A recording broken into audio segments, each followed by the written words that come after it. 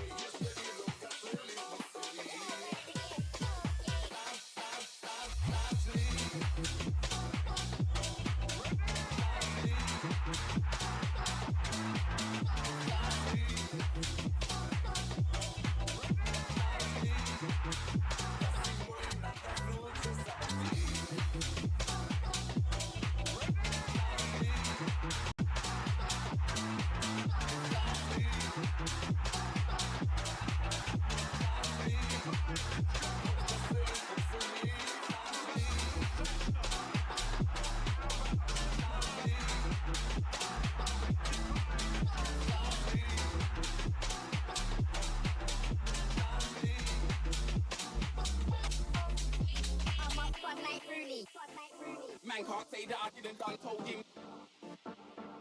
Man can't say that I didn't done front like Rooney. Man can't say that I didn't done told him. Man can't say that I front like Rooney. Man can't say that I didn't done told him. Man can't say that I didn't done told him. Man can't say that I didn't done told him. Man can't say that I front like. I'm up front like Rooney. Flow like Rooney. Bare their threats I got last year till this day. No bullets have gone through me. Out here like an action movie. Then when I'm soft like strawberry smoothie. Harry gonna be in the pitch. You'll get left in the ditch. I'm out of order, so unruly. Man wanna wear my flow like clothes, but still wanna come around and try school me. What a joke, what a flip, what a foolly. Come to the bits with a spawn off Uzi. Came to the bits with a spawn off Uzi. You'll get left in the ditch. I'm up front like Rooney. Flow like Rooney. Bare dead threats I got last year till this day. No bullet has gone through me. Out here like an action movie. Then when I soft like strawberry smoothie. Harry gonna be in the pitch. You'll get left in the ditch. I'm out of order, so unruly. Man, when I wear my flow like clothes, but still when I come around and guys school me. What a joker, what a flip, what a foolie. I'm to the bits with a spawn off Uzi. Came to the bits with a spawn off Uzi. You'll get left in the ditch. I'm up front like Rooney. Man can't say that I didn't done told him. Man can't say that I didn't done front like Rooney. Man can't say that I didn't done told him. Man can't say that I'm up front like Rooney. Man can't say that I didn't done told him. Man can't say that I didn't done told him. Man can't say that I didn't done told him. Man can't say that I'm up front like Rooney. Front like Rooney.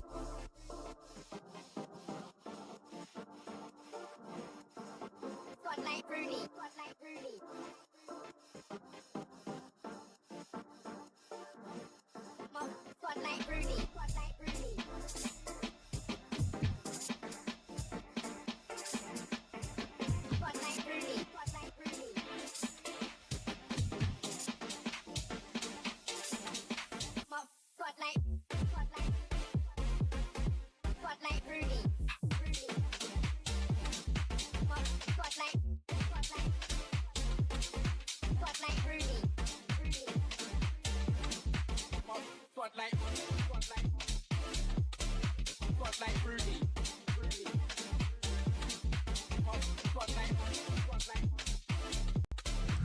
All right.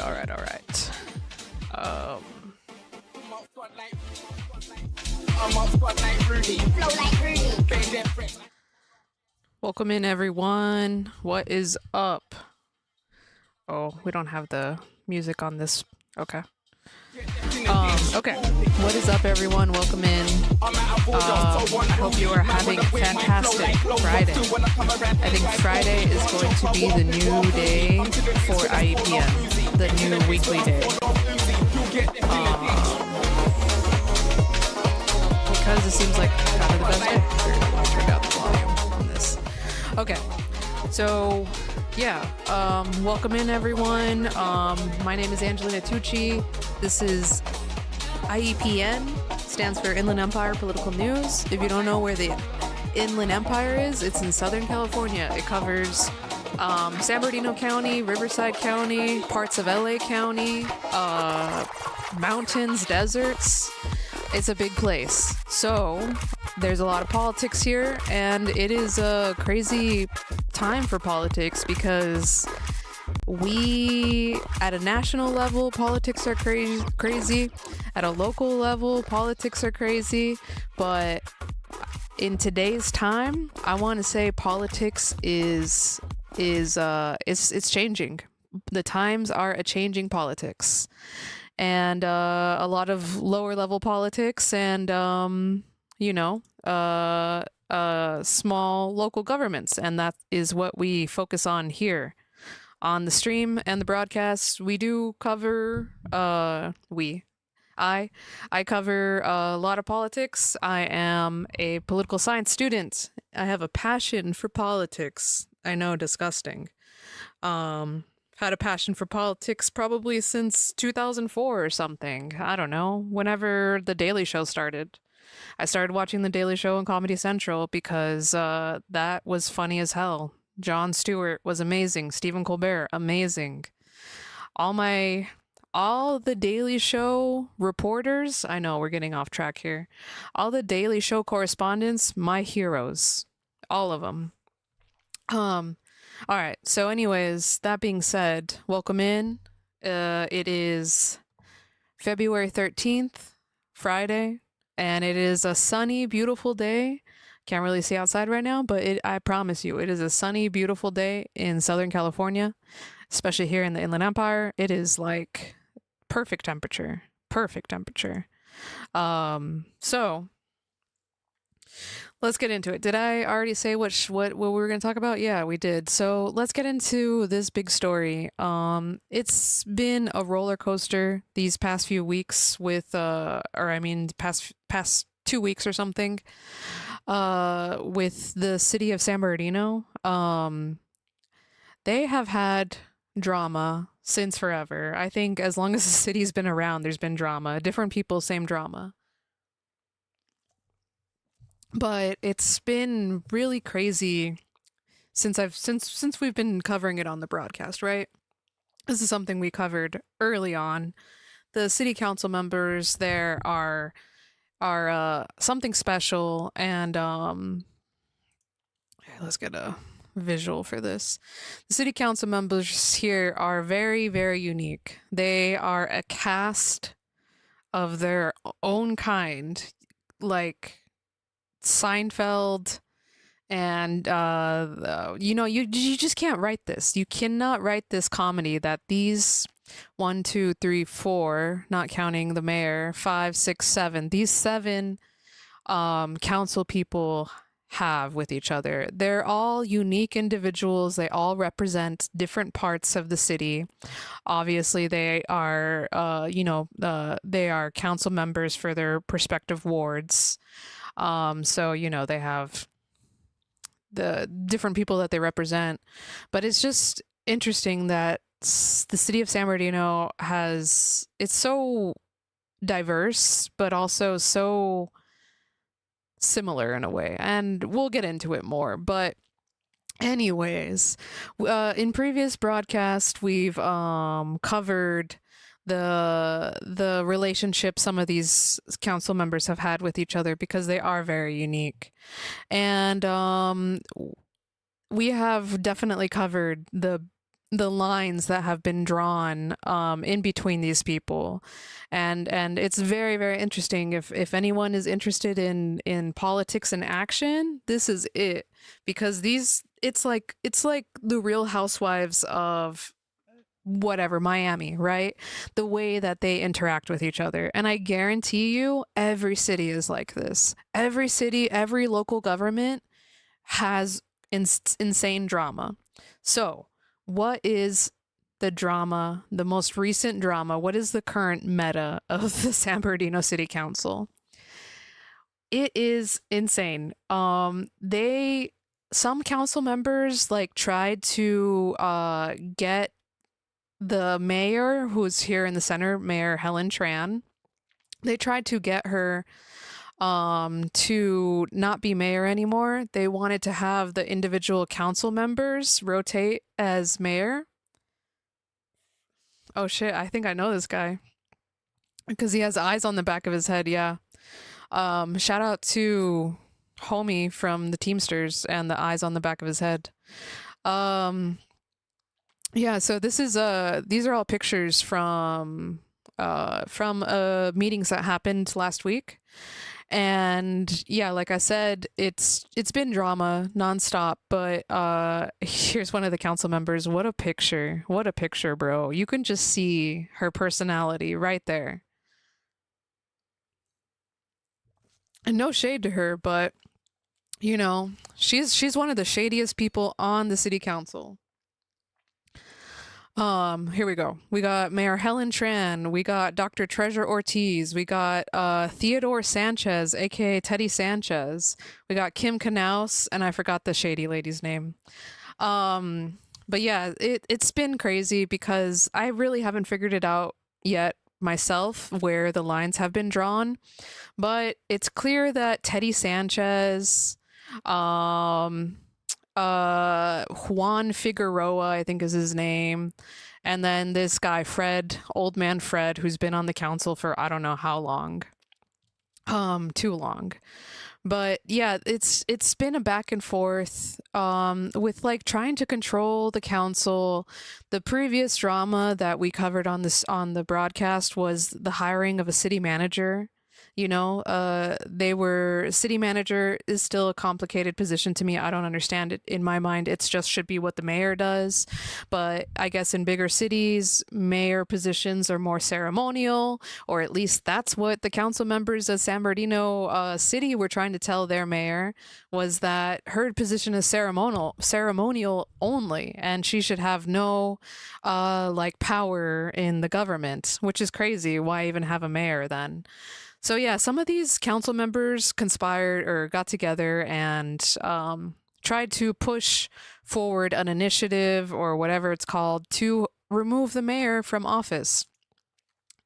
Okay, let's listen real quick to one of my favorite Inland Empire journalists, Anthony Victoria. Shout out to him and his KVCR. He's on KVCR, which is NPR. Oh, hold on.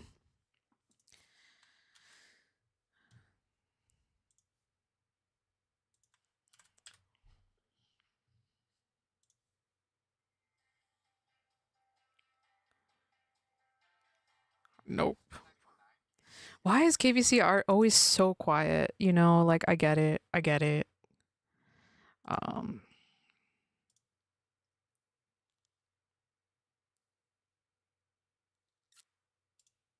okay, here we go.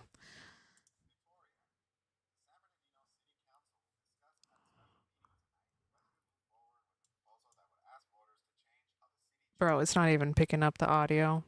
Hold on. Window capture. There we go. Okay, let's see. Finally.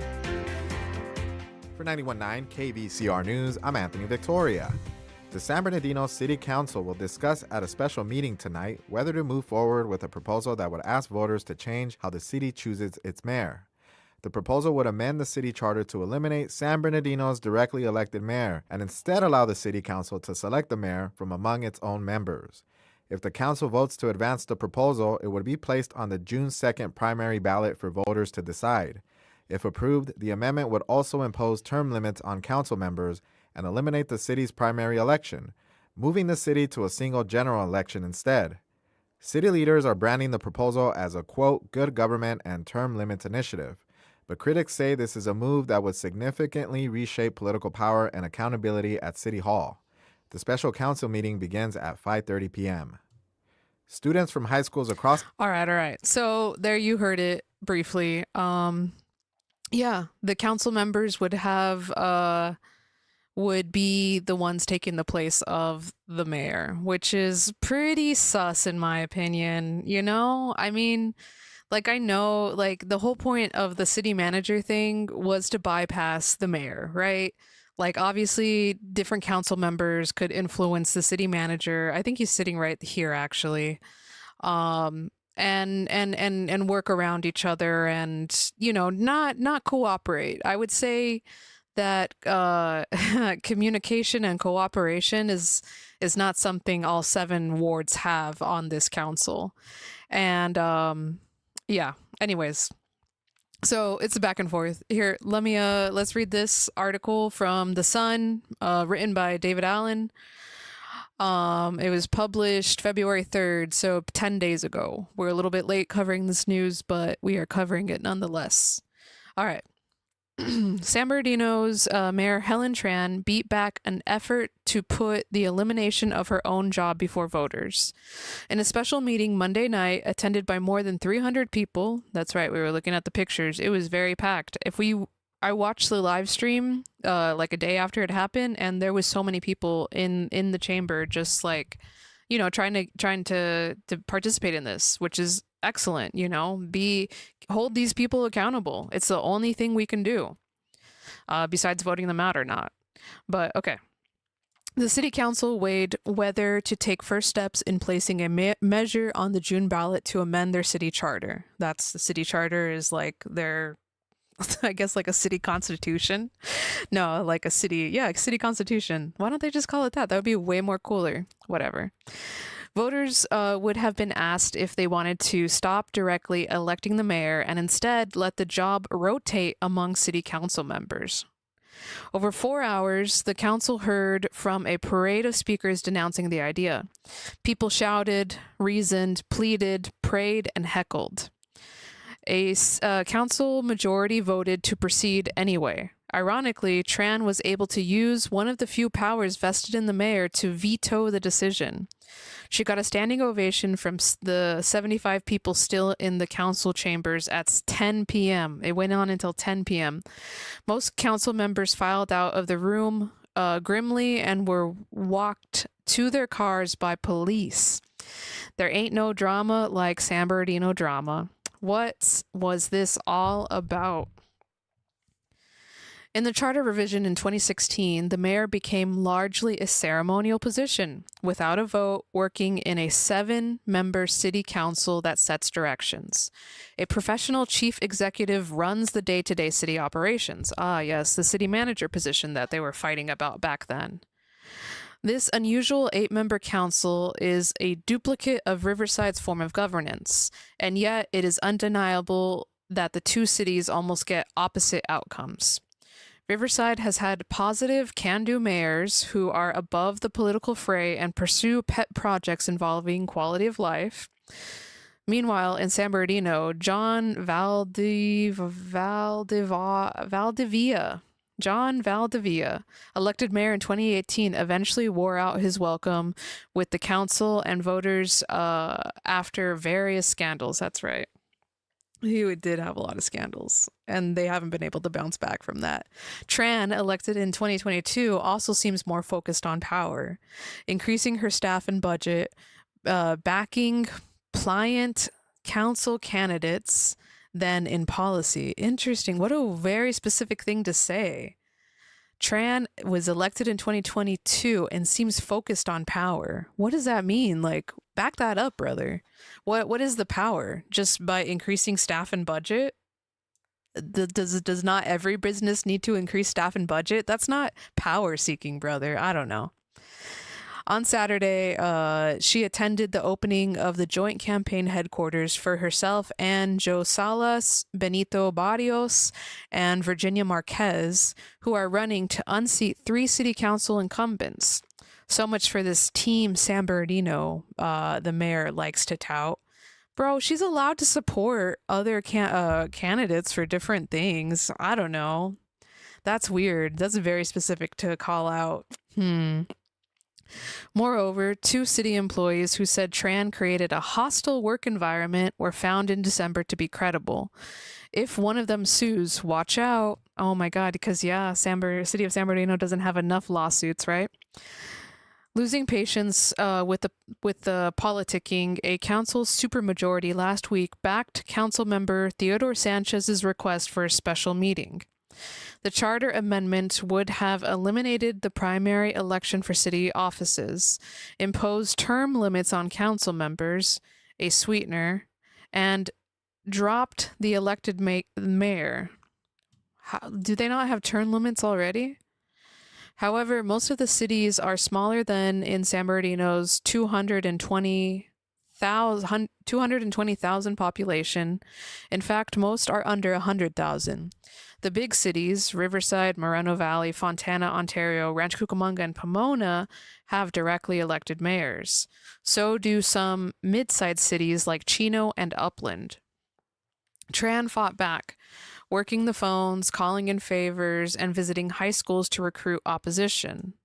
Many of those in audience Monday had heard a call to arms on social media, and many think highly of Tran, who is visible in the community and active on social media herself. At the outset, Albert Maldonado, the deputy city attorney, asked if he could give a very brief report to explain the meeting's purpose. Tran shut him down, saying there were a lot of speakers. Clever. This bro, hold on, who wrote this? David Allen, bro, you feel a little bit biased. I'm not gonna lie. Not that I don't know Mayor Tran. I just know her face and that she's a mayor. I don't know her policies, so we'll have to look into these hostile work environment claims. I feel like if that was such a big story, maybe it should have been bigger, but what do I know, right? So without that position, the seven-member council would have annually rotated the job among themselves, as happens in many Inland Empire cities. But which cities, bro? However, most of these cities are smaller, than San Bernardino's 220,000 population. In fact, Okay, I think we read that already. Yeah, we read that. Brief report. It feels like people are being stripped of their rights, one speaker fumed.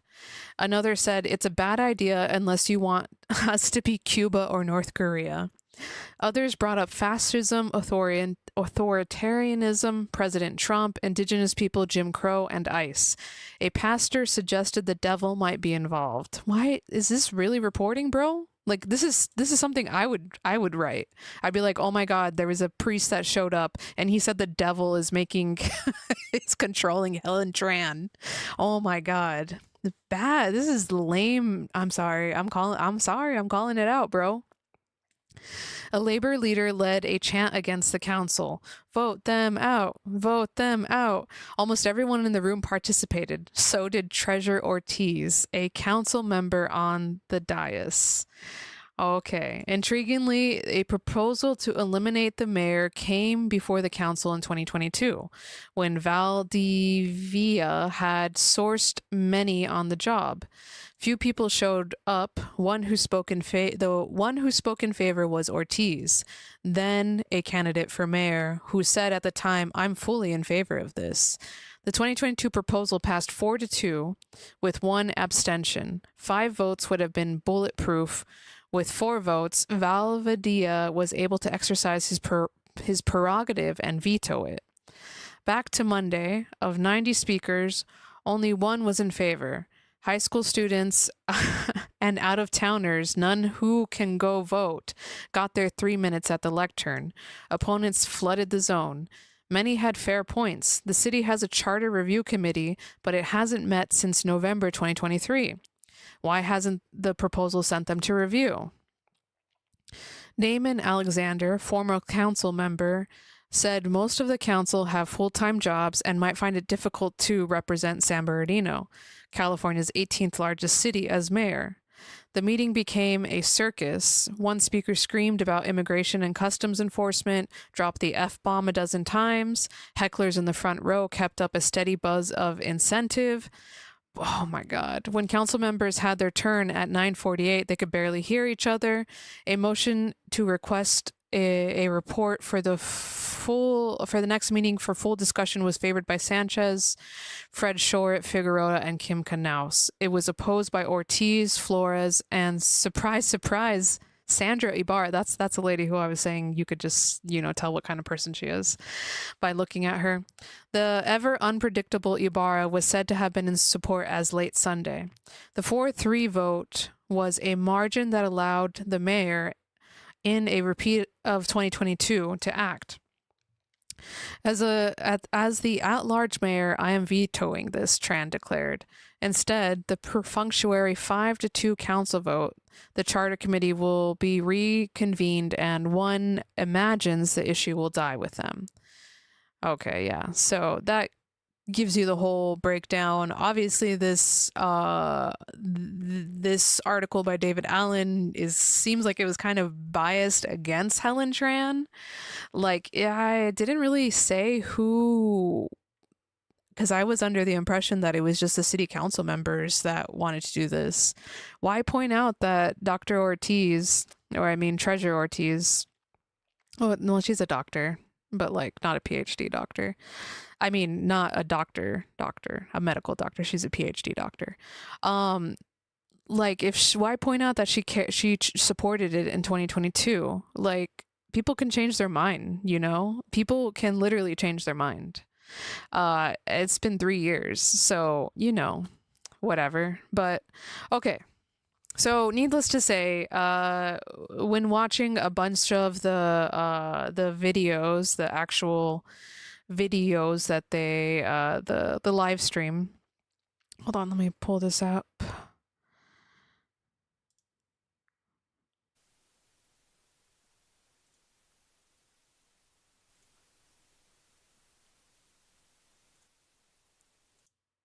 I'm opening the public hearing at 5:30 p.m. Hold on, let me go to... There we go. Because I made some clips of these. Let me get the clips out.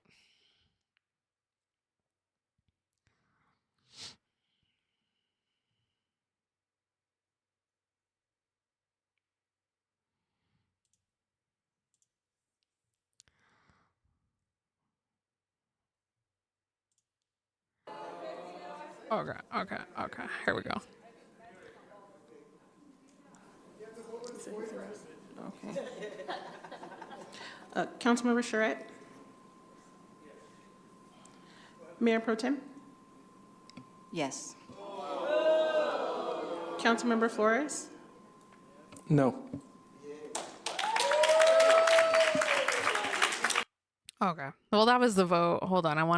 There was a better clip that I had.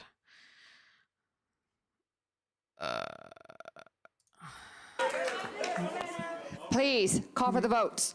Mayor, would you? I Councilmember couldn't Charette? hear all that was going on. Were you Would trying to please- second Councilmember I'd like to Sanchez? hear exactly what it was. I wasn't able to hear all of that with a lot of Okay. the commotion that's going on. And Please do not disrupt the meeting, or else you're going to be asked to escort it out, please. Okay, And Councilmember Charette, Councilmember Charette, you would like to hear Councilmember Sanchez's second amended motion, substitute motion? there were people talking over one another is all I'm So saying. you would like to So, hear it yes, again? I would. Okay. Wow. I also noticed that we've lost a council member, and I don't think we should have any votes right now until we have the full body. Council, can you guys order, please? Stop. Damn. Councilmember Charette, just because the councilmember walked out doesn't mean we can't continue to hear the substitute motion. So do you want to hear it? I'd like to hear it, yes. Okay. Okay. Literally, this guy went to go pee, probably, and Fred was like, oh my God, no, we can't continue the meeting. He left. Like, that's what I'm saying. There's lines drawn. I just don't know how, when, why, or like for what purpose, you know? Why would Sandra Ibarra side with Dr. Ortiz is beyond me. Like, they hate, well, they've had beef. They've had beef for sure. All right. So anyways, there was a good, here's this post message from Mayor Tran.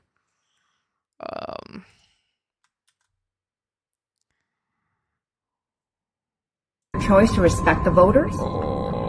Never mind. It's such bad quality audio. Let's refresh. Here. The people of San Bernardino were heard tonight. The power of the people. The council made a clear choice to respect the voters, to honor the city charter, and to protect the right of residents to choose their own mayor. I want to thank the council members who stood by the voters. San Bernardino belongs to the people, and it was very clear tonight. We are San Bernardino strong. I can't believe we're still using that. Directed by input title nice. Hi, everyone. Okay. So, see, she made a point to say thank you for the council members that stood by our people, our voters, because, like we were saying, this rotational mayor thing that they wanted to do was not going to be that great of an idea, I think. So, hold on. Oh, yes, we need to also see what Dr. Treasure Ortiz said, because she had some things to say too. Good afternoon, San Bernardino. I wanted to stop in because so many of you are asking questions about last night's meeting. We are revisiting everything and just reliving the greatness of what the community did last night. And so I kind of want to provide a recap real quick so that everybody's on the same page, because I know there's still some questions at the very end. It got a little convoluted with the motions and the vetoes and what passed and what didn't. So we will discuss it all, Reader's Digest version, but I'll get you up to speed. I got a little more information on how we got here, and so here we go. All right. So last Monday, the council received a notification that a special meeting request had come through by a council member. I have been able to confirm through the city clerk's office that that council member was Theodore Sanchez. Teddy. So that's who requested the meeting. And then it was Fred Charette, Juan Figueroa, Sandra Barra, and later on Kim Canas, who agreed to hold the meeting. Theodore had a suggestion of times for how this should take place because of how quickly it needed to be done to be passed. So that's how the Monday meeting was scheduled. So they agreed to it. We get the agenda on Friday, and now we have that special meeting that was held last night at 5:30. So that's how the meeting got called. That's who did it. Now, come to Monday night. First and foremost, if you guys are going to storm the meetings, can you please save me a parking spot? Because when I came up, I was just in awe of the fact that there was literally nowhere to park, that people were outside. There was so many people. Just waiting to get in. There was so many people, and that article from The Sun that we read was like complaining that people were involved. They were like, remember, there's teenagers and high schoolers here that can't even vote, that are here voicing their opinion. Bro, who cares? They're being involved in politics. That's great. Public comments come in and through our way. 111 registered speakers for the night. The total meeting was about five and a half hours. And it was fantastic. First, the youth. Our high school students from San Bernardino High School, Pacific High School, San Bernardino Valley, Cal State, I think Arroyo was there. Just, look, you guys said it. You may not be able to cast a vote, but your voice is absolutely your vote. 100%, and the way that you showed up for yourselves and for our community is just the true leadership that we are in desperate need of in our city, and that will come through you as you grow older and become of age to take your place, your rightful place in the city of San Bernardino. So big shout out. Another group is just the amount of union that came, that are a part of talking about what stability looks like, what the implications and the impacts are on us economically, trust and legitimate wise, for how we look to the outside world when decisions like this pop up overnight.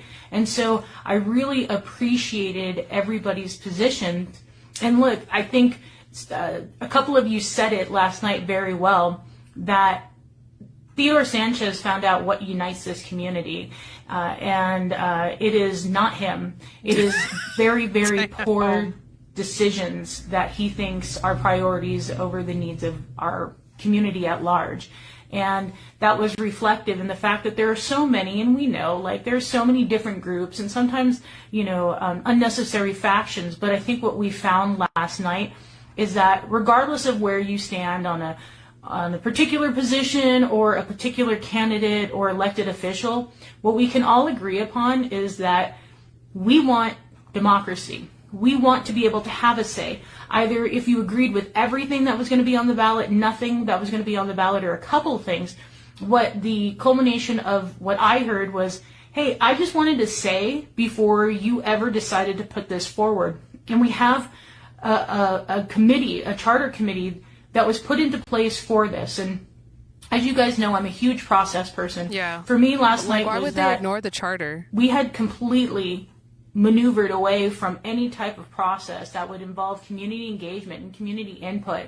And for us to tell you what we're going to do versus you telling us what's important to you just really didn't sit well. And so after 4.5 hours of all of you guys getting up and speaking and giving us your viewpoints, what happened was, in the beginning, before the meeting started, and remember, if you watched my last video... Okay, I'm going to pause Treasurer Ortiz right there for a second and point out a video that I made nearly a year ago about Teddy Sanchez.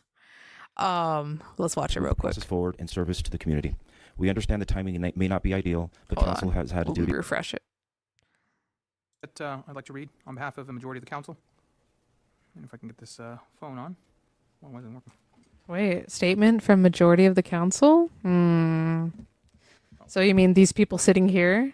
The city of San Bernardino has been without a permanent city manager for 12 months. Teddy. Since May 22nd of 2024.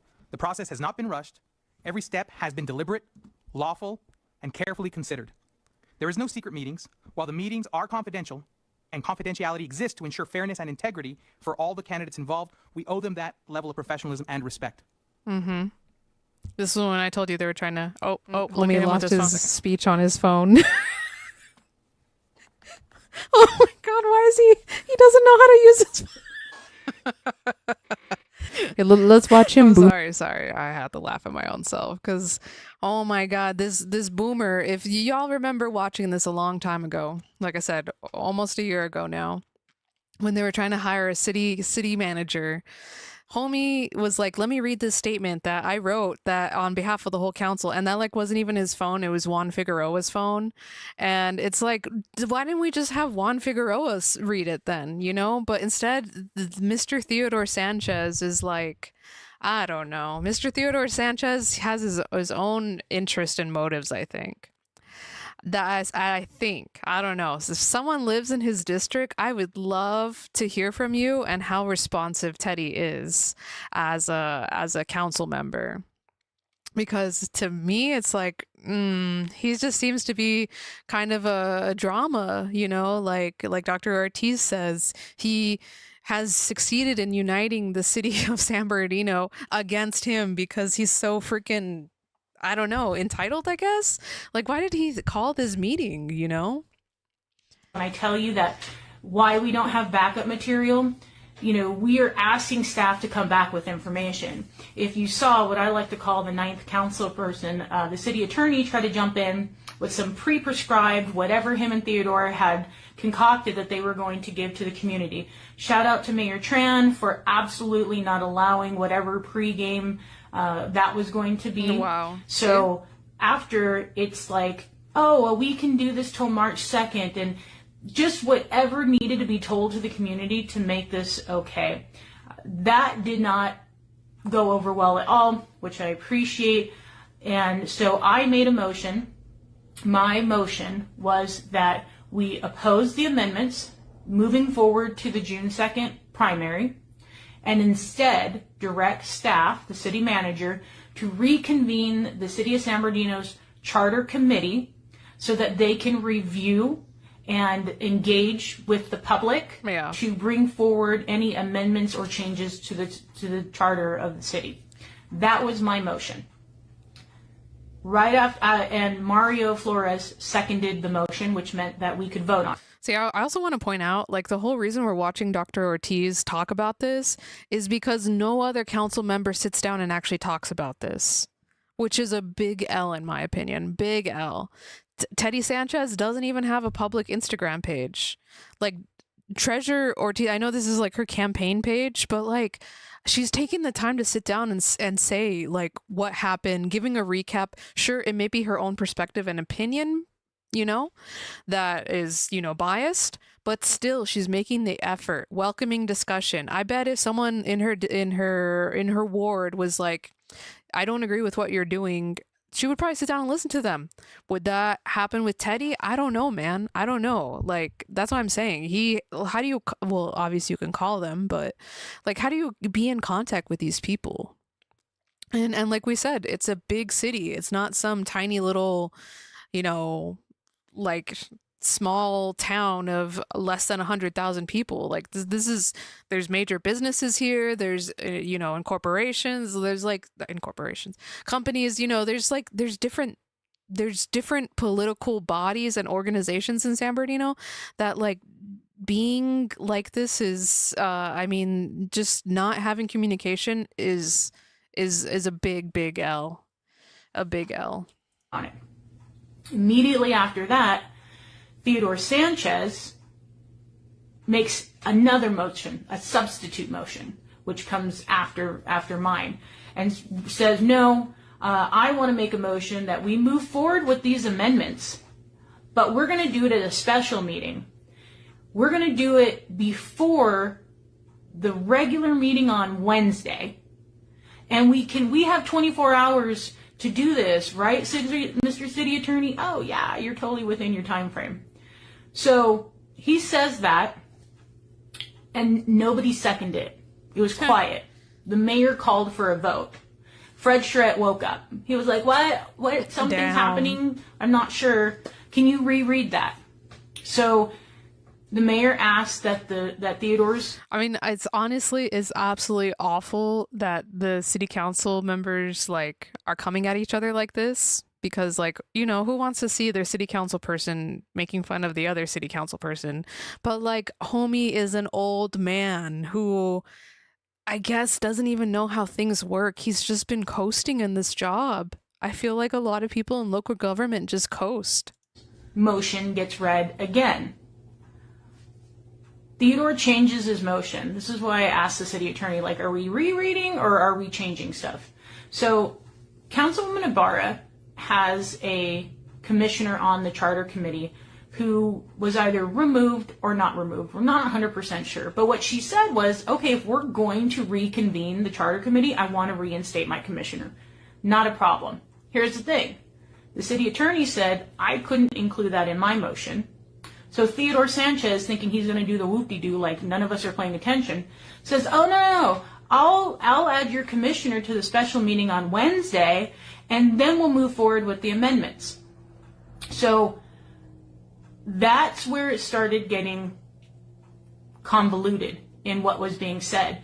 And now, I want to be honest with you guys. I love that you're at the meetings. I love that you guys have feedback, but it is truly really difficult to hear what's happening at the same time that the community is talking. So, okay, but like, I get it. I know. She's telling people to chill out, but like, it's crazy times right now, bro. It's crazy times.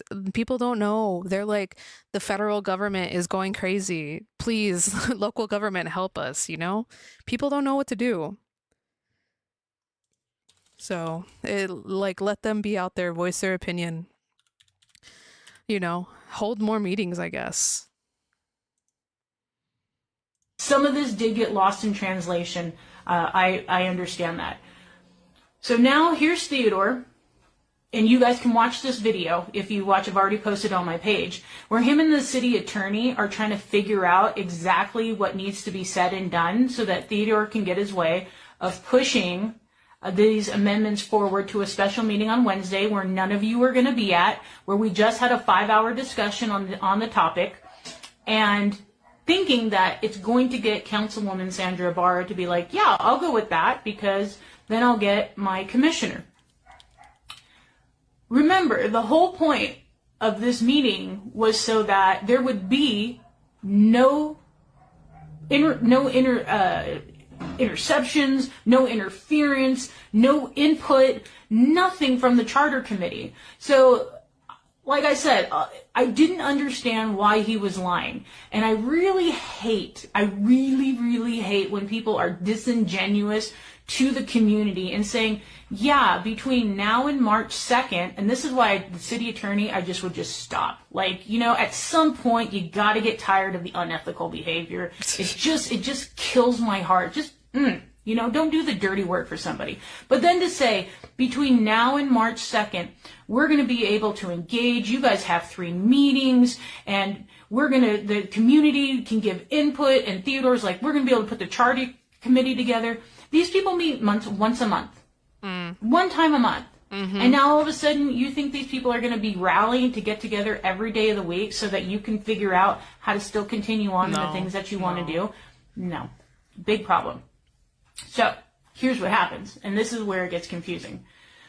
So Councilman Figueroa hears the portion about the commissioner, which he was in support of.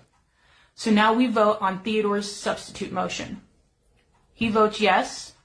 Sandra votes no. Juan votes yes, which people were surprised at. Fred votes yes. Kim Knaus votes no. I vote no.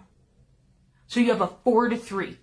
Now, in a 4-3, Mario Flores votes no. And you have the 4-3. If there is not a solid 5, the mayor can veto an action. So that's what she did.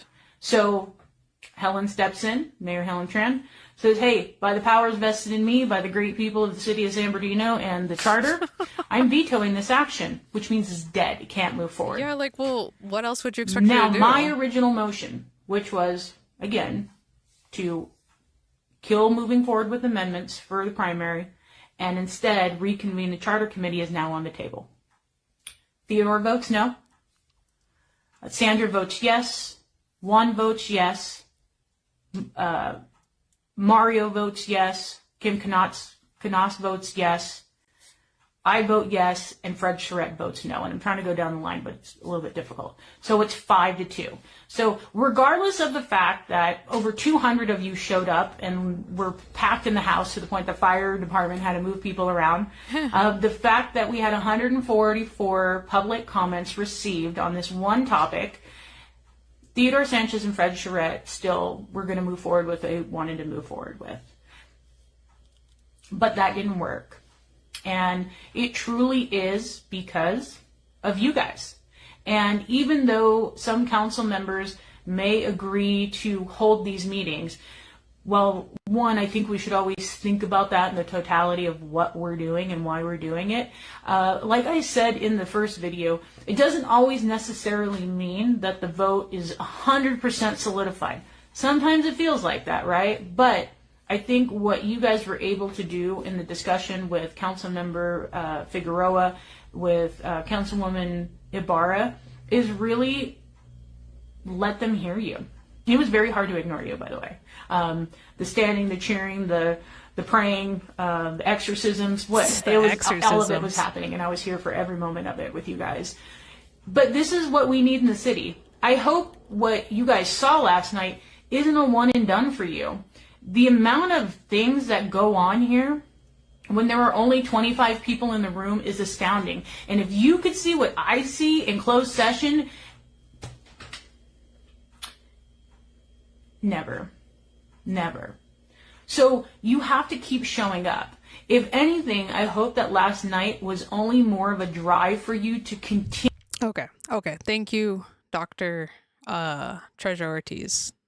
Let's get on to the next story. And that's still kind of connected to the city of San Bernardino. We got a special Pete Aguilar. He got money funding for for mobile crime prevention program, whatever that is. And he got $1,031,000, $1 million. $1 million for mobile crime prevention, whatever that means. And here you can see the people. Here's Fred Shorett. Here's Dr. Treasure Ortiz. Here's Mario Flores. Oh, here's Pete Aguilar, Mayor Helen Tran, Sandra Ibarra, and Kim Knaus. I love how she's like, I still have to hold the check. Let me put my two little fingertips on it. And then Fred and Dr. Ortiz didn't touch it at all. Hilarious. So yeah, this, I don't know if is a good thing or a bad thing. I guess, money coming to the city is a good thing. But let's read another article from The Sun. Better not be written by David Allen. Okay, it's not. This is written by Israel J. Cadion Jr. Sorry. So yeah, this is a little bit more detail into the money. Rialto, San Bernardino Police to upgrade surveillance with $2 million in grants. Representative Pete Aguilar from the Democrat in the House of Representatives from San Bernardino secures over $2 million in federal dollars for the two police forces. San Bernardino and Rialto police departments are set to receive federal dollars to buy new surveillance technologies. I wonder what that means. Probably just drones and body cams, right? Representative Pete Aguilar secured more than $2 million in federal grant money for the two police forces on January 29th.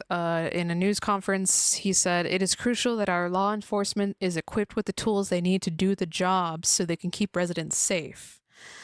Aguilar's spokesperson, Grace Kenny, said by email that the cities of San Bernardino and Rialto will each receive $1,031,000 in grants.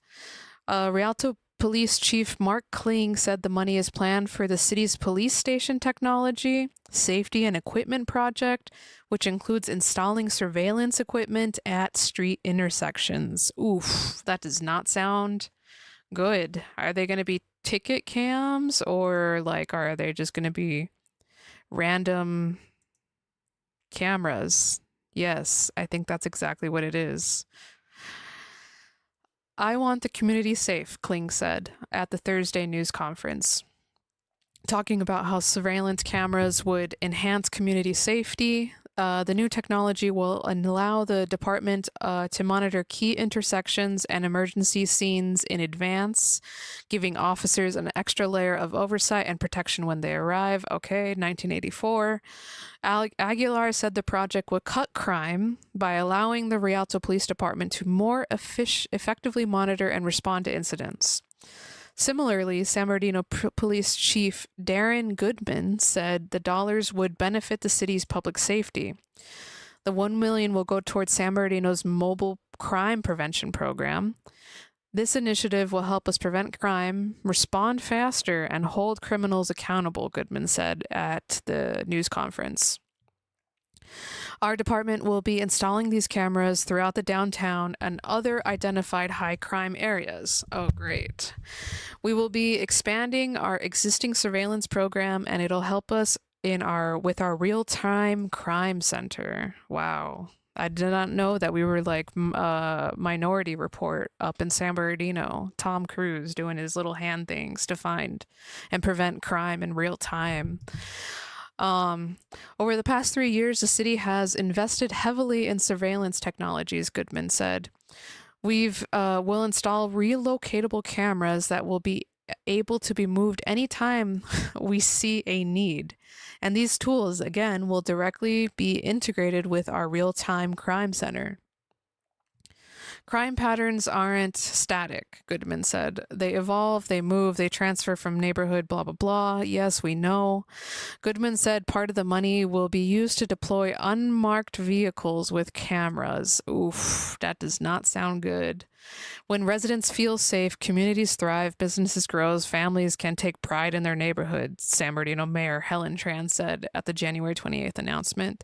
These federal dollars will help us strengthen that foundation to better meet the demands of our city. Crazy. So it's just $1 million to both cities. Is this the mobile crime thing? Yes, I guess it is. Okay. They just have, they have all the districts or the wards or whatever. They have different camera shots.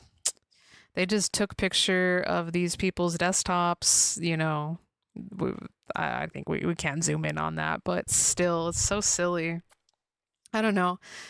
Let me know in the comments below. Do you think this is a good idea to invest more in surveillance into Rialto and the city of San Bernardino? Or do you think it is a waste of money, that $1 million could have been used elsewhere? I would love to hear your thoughts in the comments below. All right. So now we can get to kind of a more interesting, fun story, but not too fun because it's still for sad reasons.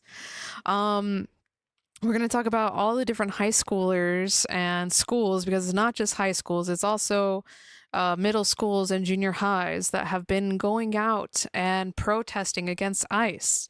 And I feel like this is very important to cover because, of course, one of the most historic student walkouts was back in California history or United States history, was when Latinos, Mexicans, I think probably even Black kids in LA, like, it's a historic thing to protest to protest civil rights, protest for civil rights as a high schooler. I personally never had the opportunity or chance to do a high school walkout or a school walkout. Just my schools never were focused on that. But, you know, a lot of these kids that are, you know, especially if there's more Latino neighborhood, they might be more affected by what's going on with ICE and stuff. So, yeah, it's just really cool. So let's read this article from the LAist. I know it's going to be focused on LA, but still I have some clips and videos of students in the IE that have been protesting, and we'll check those out in a second. Let's just get the full story. All right. So from February 6th, student walkouts continue. Middle schoolers say they fear family separations. Written by Julia Barajas and Mariana Dale.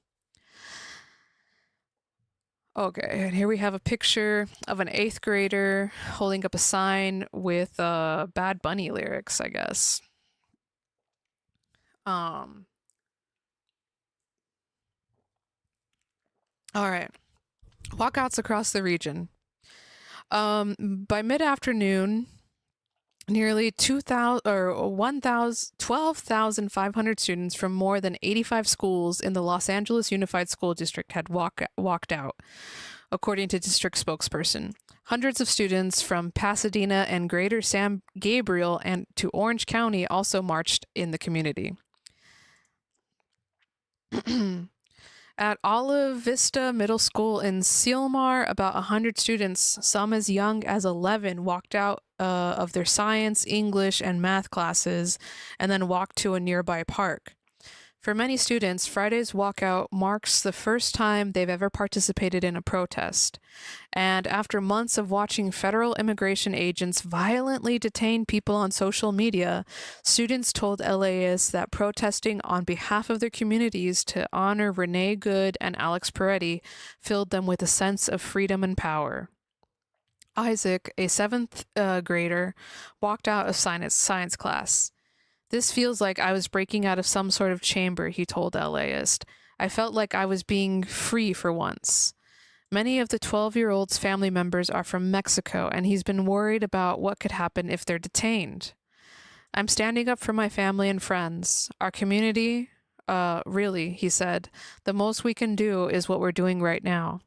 After months of being scared every time his parents would go to work, Isaac said the protest was a type of salve. It makes us feel better, he said. It makes us stronger. Here we have, look at these little kids. They're little. No fear, no hate. Immigrants are welcome here. End ICE. ICE out now. You look at, this is so cute. I mean, it's horrible that they're protesting like this. Like, this little girl even has her own little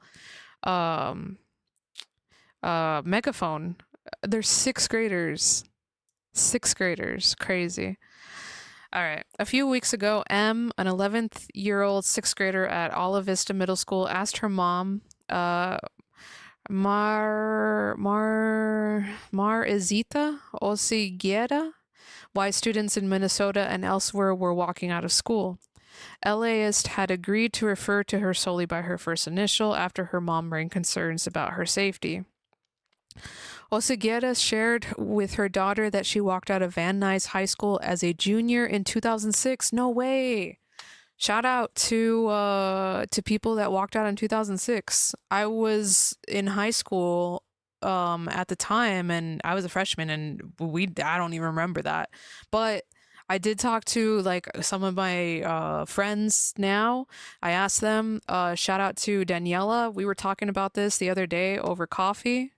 And she was telling me about how she remembers walking out in 2006 to protest the like racial discrimination that Latinos were getting. And you know, she was living in a city in the IE, or no, I think she was living in LA. I don't remember exactly. But anyways, it's just like this happened in 2006. That's less than 20 years ago. Or I mean 20 years ago exactly. So it's crazy that a mom who now has a daughter, they protest in similar ways. That's crazy. Nearly 40,000 students from across Southern California joined the movement. I was floored, Osiguera said. It inspires me and gives me that little bit of hope. Maybe we can make change. M decided to organize a walkout at her school concurrently with other students in the community. She made several lunchtime announcements about the walkout on Friday, February 6th at 10:24 a.m. If you'd like to join, please come over here, and if you have any questions, just ask me. Those announcements did not come easily to M, who is soft-spoken and admittedly shy. I try to be the bravest I can, she said. I want my classmates to understand how serious this is. The federal government is not letting people be themselves, like they can't go to Home Depot without feeling unsafe. 100%. M and several other students said some teachers and administrators discouraged their organizing. M said at one point she was pulled out of class for more than an hour to talk about the walkout. Damn. And she still did it. This sixth grader still did it. One of the things I told the school is you dropped the ball because this is a learning moment, Osigera said. However, she said she's open to more conversations with school and district leaders on how to support students. Oh, okay, so here's the mom of M. That's cool. A Los Angeles Unified School District spokesperson provided a statement that said students were informed the walkouts were not school-sponsored. There are spaces on campus for students to exercise their freedom of speech and that they would be marked absent for missed class periods. A similar message was posted to the school's Facebook page Thursday afternoon. Administrators routinely met with students to share safety information and clarify options for on-campus expression, not threaten or discipline, the statement read. Leaving campus during instructional time without permission is discouraged. That message is about safety and supervision, not about suppressing speech. M said the other teachers were more supportive and helped her spread the word about the walkout to other students. What I've learned is that students should not have to come protest because that's what the adults should be doing, M said. Adults should know better to help out the community, and students should not have to come out. Yeah, but here we are. Honks of support. By mid-morning, students began to trickle out of Olive Vista. As students joined the group of young activists, those already outside cheered, passing cars honked their horns in support. One SUV had a Mexican flag poking out the sunroof. Out by the curb, some of their parents, including M's mom, were waiting. The adults encouraged the students to stick together and make sure the group waited for the light to turn before crossing the street to Sylmar Park. Aw, here we have another cute little picture of a kid that says, Eek, a clown? I don't know. Okay. But anyways, it says no Trump, no ICE. Oh, maybe it says elect a clown, expect a circus. I'm stupid. I thought that was an I instead of an L. Okay. They don't understand how much we love our parents. In a conversation with the LAist, multiple students said they live in fear of being separated from their families. They also worry that their parents could be mistreated if they are detained by federal agents. 11-year-old Alejandro, for instance, usually goes to Sylmar Park to play baseball. Today, he said he went to the protest to honor his mom and dad, Mexican immigrants from the states of Michoacan and Jalisco. To critics who think he should have stayed in class, he said, they don't understand how much we love our parents. I just don't like how Donald Trump is calling us animals when we're the ones working our asses off to live paycheck to paycheck while he's up there sitting in his chair throwing out orders at Kristi Noem, said 8th grader Jesus, referring to the Secretary of Homeland Security. The 13-year-old had his family and his neighbors in mind during the protest, along with 5-year-old Liam Conejo Ramos, that's that little kid with the blue hat, whose deportation the federal government is working to expedite. The little boy who was captured with his little bunny hat, he was captured and was sent to prison, Jesus noted. And that's just crazy because how are you going to let a little kid inside prison? The federal immigration activity in the San Fernando Valley has also left him feeling nervous. Even when he's on campus, I'm trying to study. I just get reminded maybe there's somebody outside waiting to take us. Damn, that's crazy. That's crazy that they have to be thinking about that. Stop taking my people, as girls holding up a sign. We are not bad people, no ICE. As students chanted and waved their signs, adults passed out snacks, water, and pizza purchased with money donated from the community. They're here with clear intentions and they're here for a purpose, said Michelle, the parent of another young protester who requested LAist only use her first name. I'm just proud of them. The organizer, said she wouldn't have used that term to describe herself before the protest. Now that I'm looking at myself, I do see myself as a helper, M said. She plans to continue helping her community, for example, by distributing food and clothes to unhoused neighbors. And she said she has advice for any aspiring student organizers. I was a shy kid, so I want to... I don't know, it's making me tear up.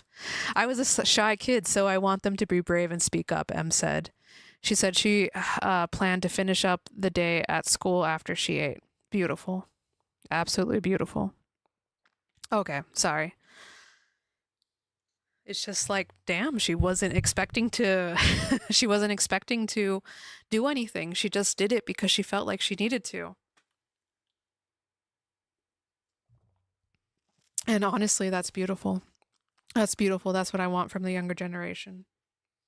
That's what I think everyone wants from the younger generation. All right. Let's get into the different schools that I saw walking out.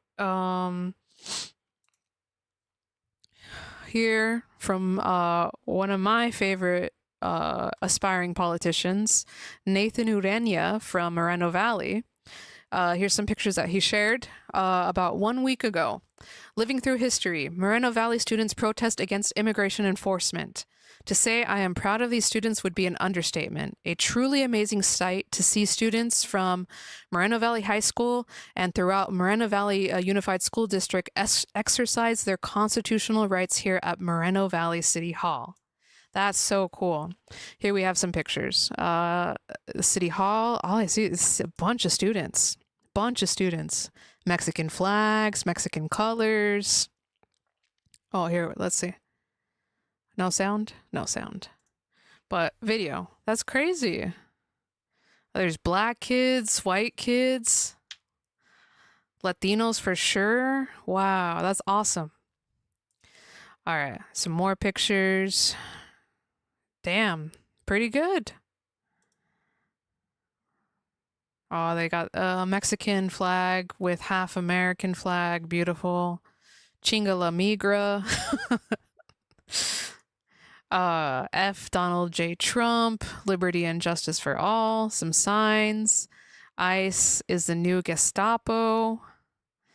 Justice for Alex Peretti. Wow, pretty cool. Okay, so it's Moreno Valley. Here we have Claremont High School students, I think. Oh, this took place on February 4th. Claremont High School students walked out. Sorry for blowing the ears out. They're like on... Oh, I think they're on... I don't know what street that is. I don't know where City Hall is. Haha, Ice-D's nuts.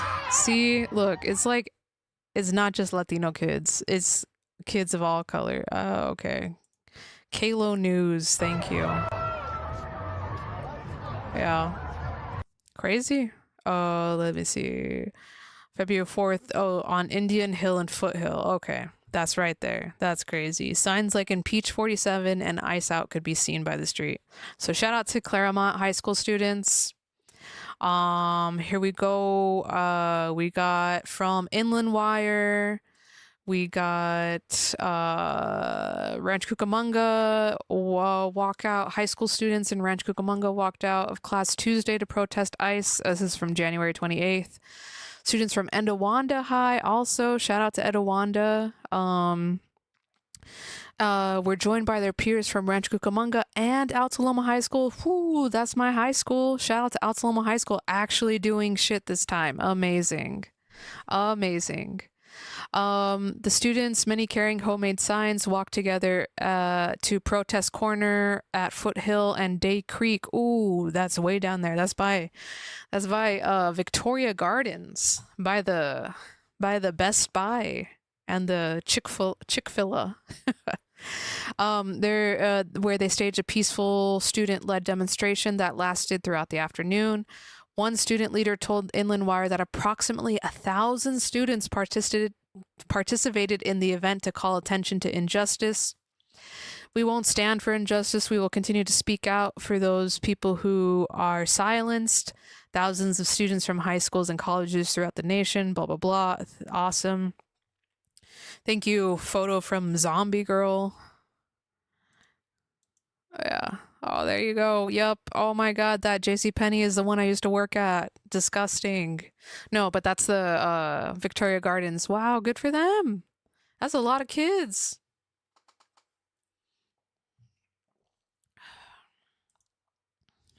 Nice. That looks like it's on campus, actually, but I don't know.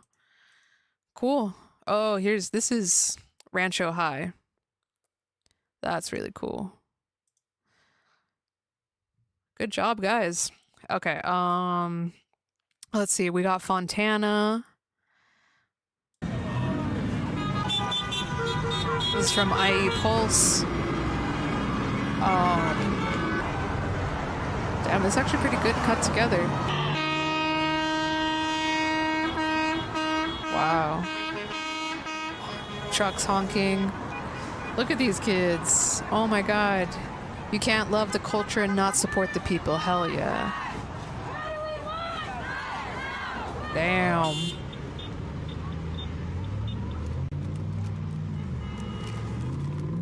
And deportation now. They got Mexican flags. That's crazy. This is actually pretty good. Damn. What did I say this was? Fontana High School? Yeah. Good for them. All right, let's check out Etowanda High School. Oh, this is the one we already saw. It's just the Facebook version of it. Here, Palmdale.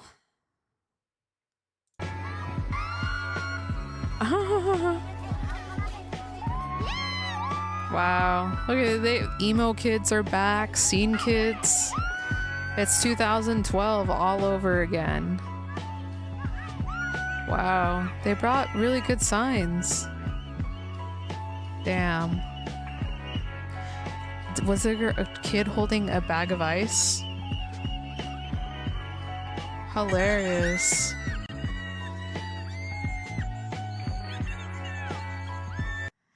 Amazing. Good job, guys. That's awesome. Antelope Valley.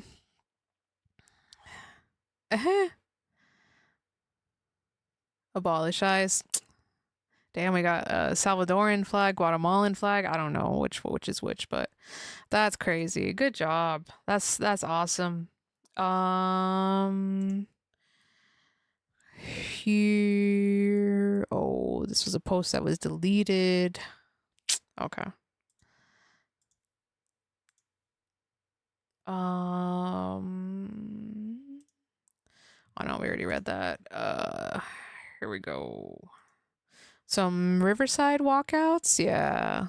Okay. Inland Empire students walk out to protest ICE operations across the U.S. This was from January 29th. And where did this, Riverside Poly High School across, okay. So Riverside Poly High. Wow. These kids, these kids look the same when I went to high school. That's crazy. That's crazy. But anyways, yeah, no more ICE. We want liberty and justice for all.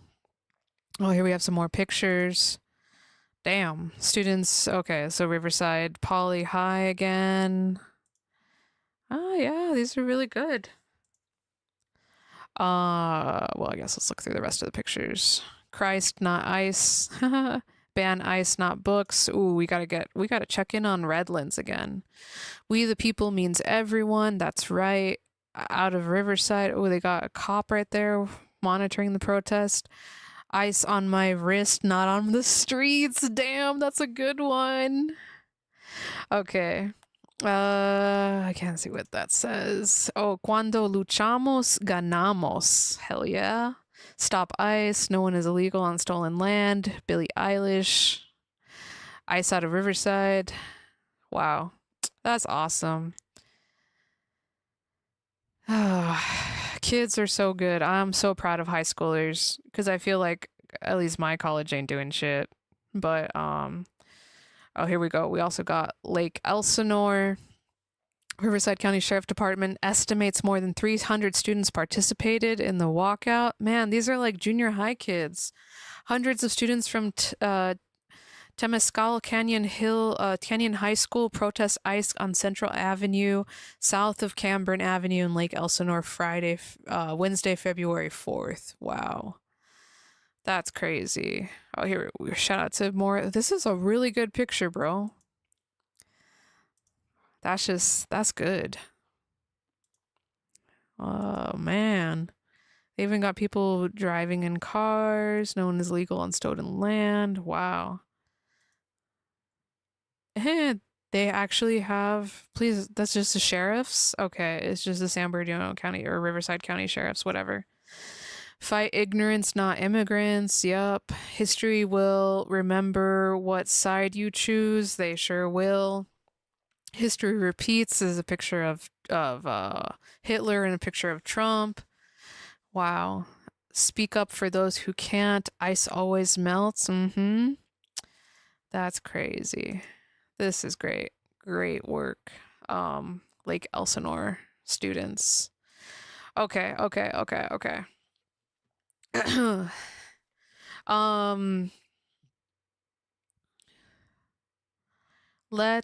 Since we are on the topic of school still, we need to get into this Redlands Unified School District yet again, because Redlands Unified School District is always controversial. They're always doing something. So this might be kind of a biased article, because I say that because it's from this like nonprofit, I think. I don't know. Community Forward Redlands News.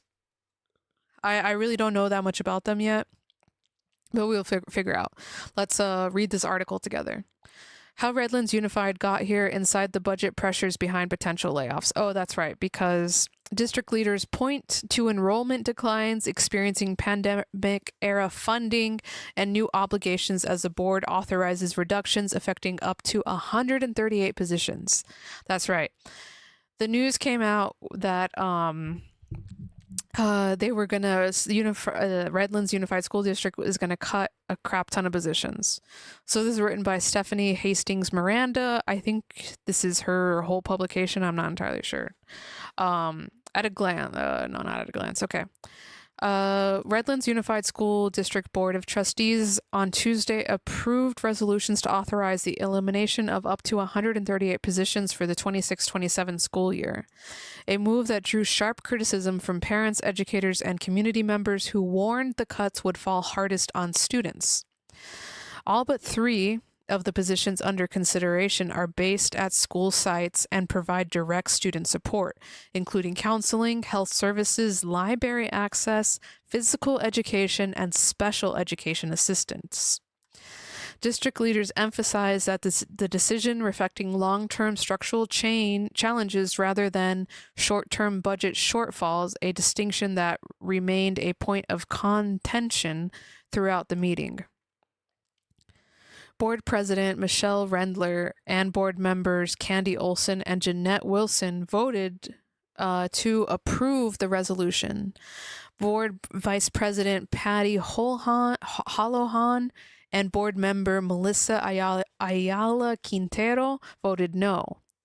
While the votes do not automatically trigger layoffs, they allow the district to begin the formal reduction in force process as officials work to close a projected $17 million deficit. District officials say they are not yet able to confirm how many preliminary layoffs notices will be issued, noting that required analyses are still underway and will be reviewed by the board on March 10th. Under state law, districts must issue preliminary layoff notices by March 15th, with final determinations due by May 15th. How did we get here? District leaders said Redlands Unified current budget crisis is the result of several intersecting long-term pressures, many of which trace back to the disruption of the COVID-19 pandemic. Declining enrollment and high chronic absenteeism. Enrollment and attendance both declined sharply during pandemic-era school closures, and district officials said those trends never fully reversed. Weird. What, like students just never went back to school? That's not possible. Some students did not return to the district at all, while others developed attendance patterns that proved difficult to break once campuses reopened. The district rate of chronic absenteeism has remained stubbornly high since 2022. Interesting. They got a freaking graph here. So Redlands is still high compared to the rest of California. Interesting. Enrollment compared to the average daily attendance. This is boring. I mean, not that it's boring, but okay. Enrollment is higher than average daily attendance. But it seems like, oh, well, I guess it only goes back to 2022. I was going to say it seems like on par, like it's not changed over the past few years, but during the pandemic, an immediate recovery period, districts received significant one-time federal and state funding intended to help schools respond to learning loss, student mental health needs, and demands of remote and hybrid instruction. Deputy Superintendent Jason Hill said Redlands Unified, like many districts, used those temporary funds to expand staffing and services to meet unprecedented needs. We added positions across the district with one-time money, Hill said. Some of that funding was also used in 2021 to approve salary increases totaling roughly to 13 to 14%, including stipends and retroactive, okay, blah, blah, blah. Another significant and largely unanticipated expense has been the expense of the district's compliance office, creating in response to federal oversight and legal requirements following past sexual abuse cases. Hey, DV8, welcome in. We are covering Inland Empire News. I hope you are well. We are well, and we are currently talking about Redlands Unified School District. How fun. Hill said the district was mandated to establish the office and did not anticipate the volume of work it would generate. The compliance department now includes 7 staff members and a director. Hill emphasized that more than 90% of the compliance cases involve student-to-student incidents, not student-to-staff misconduct. Weird. What a weird thing to bring up, okay. And that the work is focused on investigation, reporting, and ensuring student safety. It was not something we planned for at the scale, Hill says, but compliance work is not optional. While some compliance staffs were reassigned from other departments rather than newly hired, Hill said the office represents an ongoing cost that the district must now carry alongside declining enrollments and attendance. Taken together, pandemic-driven enrollment loss, persistently low attendance, and the expiration of one-time funding, salary commitments made during COVID, and the growth of lengthy mandated compliance work, district officials said the gap between revenue and expenditures has widened to the point where structural reductions are now unavoidable. Yikes. Okay, so yeah. It's crazy at Redlands Unified.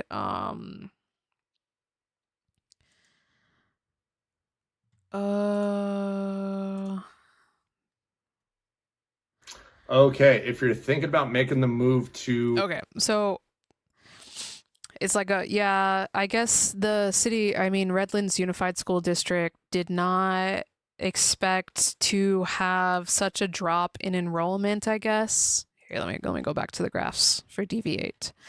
I guess on average, Redlands Unified has more students missing, more students calling out sick than the average of rest of California.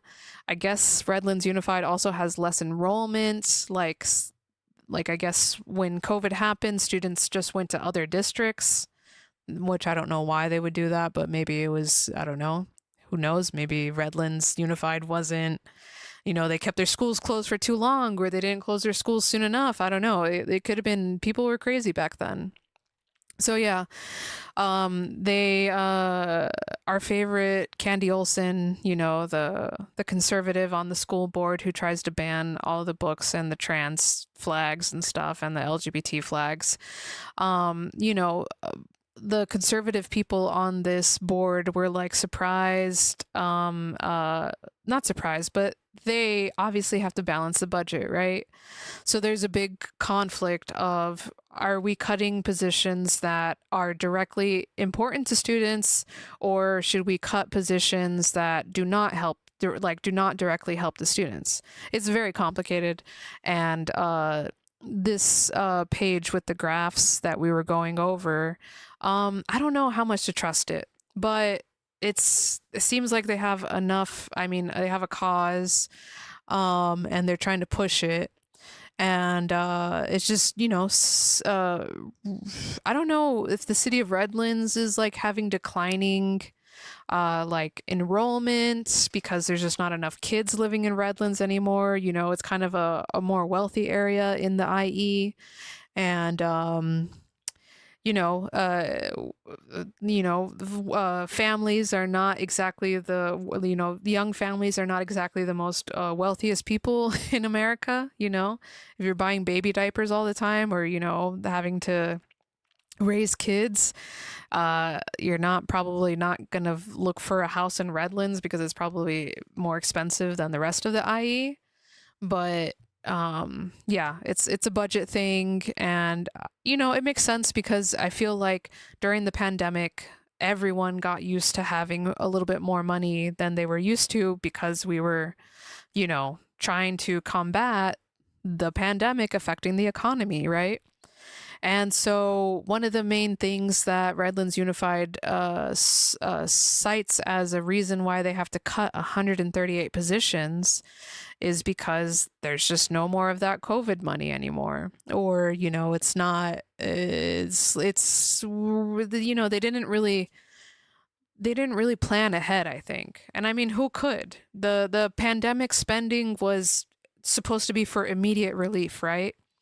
You weren't thinking about what to do in 5 years when you don't have pandemic spending anymore. You were just thinking, how do I get my students to be educated? How do I make sure, that they're safe? How do I make sure that the teachers are safe? How do I, it was a lot. And so, now we're experiencing the ramifications of this. And so, yeah, we'll see if 138 positions will be cut from Redlands Unified, but it just sucks that it seems like it's mostly positions that, yeah, exactly. Wow. It seems like it's mostly positions that would be like the most student facing, right? Here they have bullet points. Most positions identified are student facing, including counselor, nurses, librarians, and special education staff.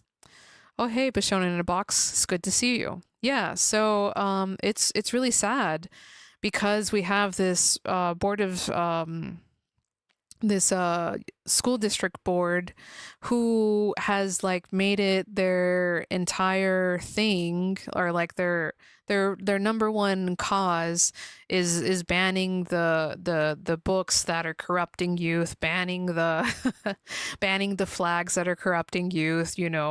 I think even Candy Olson was trying to get the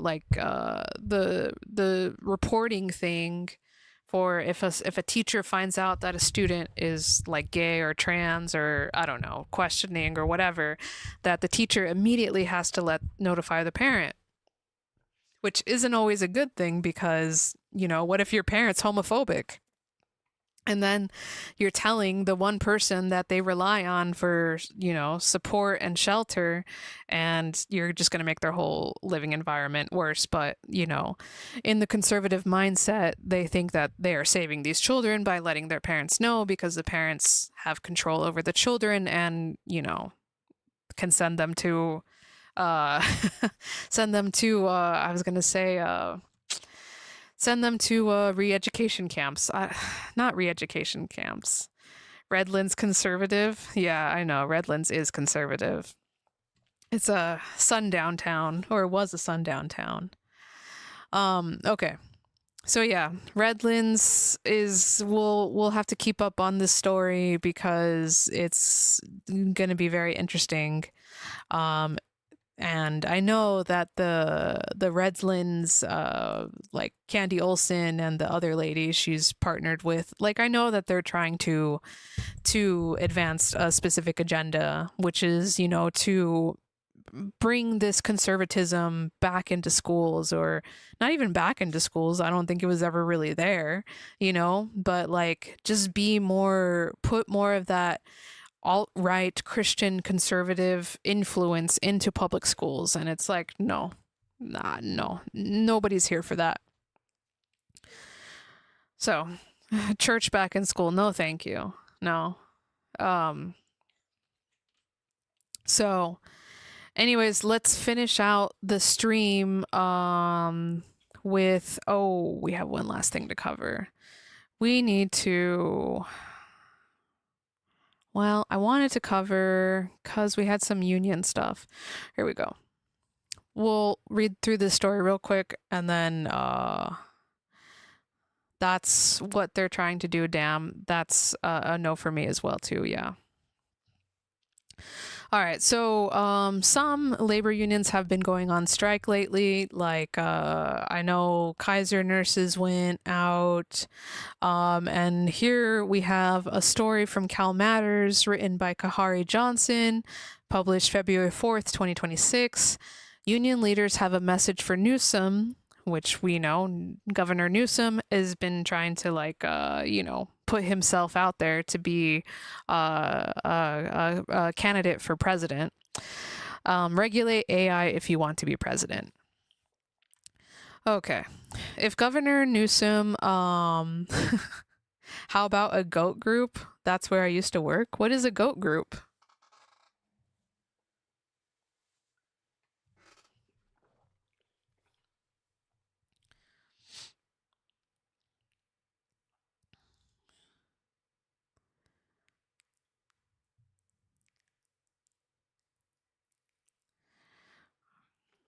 Go is the sneaker resale market. Oh.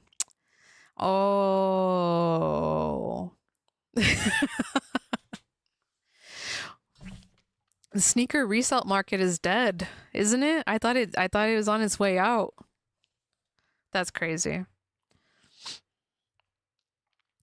If Governor Gavin Newsom wants to be president of the United States, then he must address artificial intelligence impact on workers. That's the message sent today in Sacramento by members of the AFL-CIO, a union with a combined 2.3 million members. In attendance at the press conference held steps from California held steps from the California State Capitol, where AFL-CIO President Liz Schuler, California Labor Federation President Lorena Gonzalez, and the head of 4 state labor federations, including from traditional early primary states like Iowa and states vying for earlier spots in the primary state calendar like Georgia and North Carolina. The California Labor Federation wants a variety of statewide regulations to protect workers, including limitations on how managers can use predictive AI, advance notice of AI-related job cuts, and curb on workplace surveillance. And it has signaled a willingness to play hardball.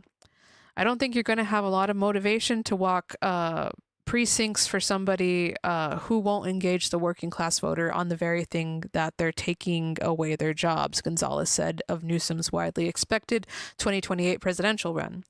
That's right. I really haven't heard Newsom say anything about jobs. Oh, DV8, you worked at a warehouse. Interesting. That's cool. Okay, it's warehouse, so sneaker reselling market. I get it. That's crazy. That must have been hard work. Speaking of which, like, I had another story about warehouses in Moreno Valley, but we'll have to say that for next time, I think. I want to talk about Gavin Newsom and unions. The pressure campaign on the governor underlies not only how important such protections are to unions, but also how much Newsom is expected to resist them. The state faces a projected $18 billion deficit for the coming fiscal year and increasingly relies on AI for tax revenue. Meanwhile, companies like Meta, OpenAI, and startup investor Andreessen Horowitz have stood up in political action committees to support pro-AI candidates. Yikes. If we hurt the bottom line, then that's also going to hurt the state, and I wouldn't want to be the governor who caused a recession, especially if I may be running for federal office, said Julie Sally, a consultant on the State Assembly Consumer Privacy and Protection Committee. In comments to the group, last year, several AI bills backed by labor unions were vetoed by Newsom or failed to clear the legislature, including a bill that sought to protect truckers from autonomous vehicles that fell short after 2 vetoes by Newsom. Damn. Newsom is an opportunist, Deviate says. Yes, Newsom is playing the long game. He knows that if he supports AI tech companies, that they will support him. Or he needs to have their support, otherwise they're going to support his opposition. So I don't know, man. I don't know. A spokesperson for the governor, Tara Gallego, said Newsom led the state to the most comprehensive and pro-worker approach to AI in the country. No governor has done more than Governor Gavin Newsom to regulate AI in a way that protects workers without killing jobs or innovation, she wrote in an email. I don't know about that. Because I feel like AI is only supposed to kill jobs and innovation. Union leaders Wednesday framed AI as one of the issues where the public broadly supports regulation. A national Gallup poll released in September 2025 showed 80% of Americans want regulation to protect them from AI, even if that means slowing down innovation. Crazy. Surveys in late 2025 by Carnegie California and Tech Equity similarly found that a vast majority of Californians want protections from AI.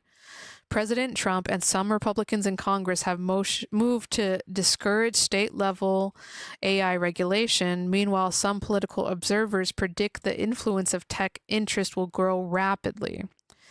We have this golden movement before it's too late to pass AI laws at the state level, she said at the event Wednesday. Be on the right side of history.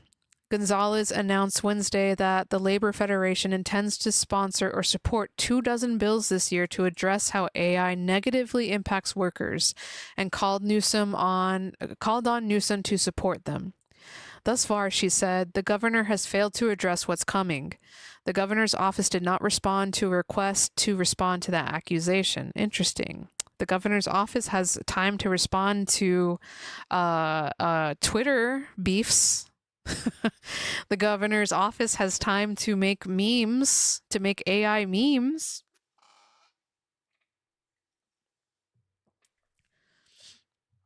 Iowan federal labor president Charlie Wishman said Newsom should expect to hear questions about his record on protecting workers from AI among union members and voters ahead of presidential caucuses in his state. You're literally the person in the state who can actually help the rest of the nation on this, he said. Yep, because this is where all tech is. For people with jobs, concerns about AI go beyond job loss. Evidence is mounting that technology can fuel wage theft, lead to higher rates of injuries in warehouses. Oh no, we don't want DV8 to get hurt. We got to protect DV8 at all cost. DV8 will be safe in the warehouse. Or surveil workers in order to prevent union organizing. Yes, Bichon in a box. Poor DV8. We got to protect him in his warehouse job. This year, the California Labor Federation plans. My cat is a loaf. I'm so happy. This year, the California Labor Federation plans to support bills including Senate Bill 947, a reboot of a bill from last year that, if passed, would keep businesses from making management decisions about employees based solely on the predictions of an AI model. No way. Could you imagine that?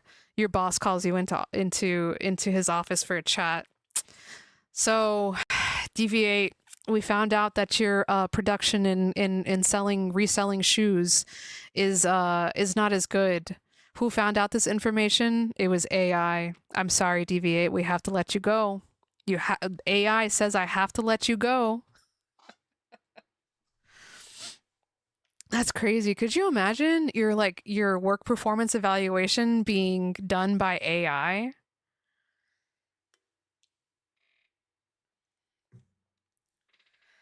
Yep. We got bots in chat. And a nod to Newsom, the new version gets rid of requirement that businesses notify people before AI is used to decide whether to discipline or fire a worker. Oh my god, give me the Squidward future.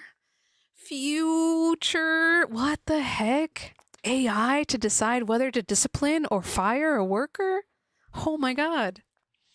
The California Labor Federation is also supporting bills that require employers to give advance notice when they plan to replace jobs with AI. Damn.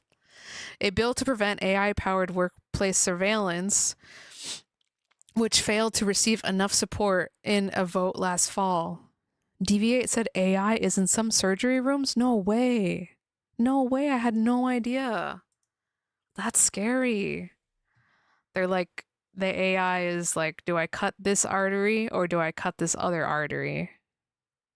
I'm sorry, that's bad. But that's scary. Governor Newsom is now in his final year in office. He has walked... Oh, Kyle Kalinske. Okay, we gotta watch Kyle Kalinske.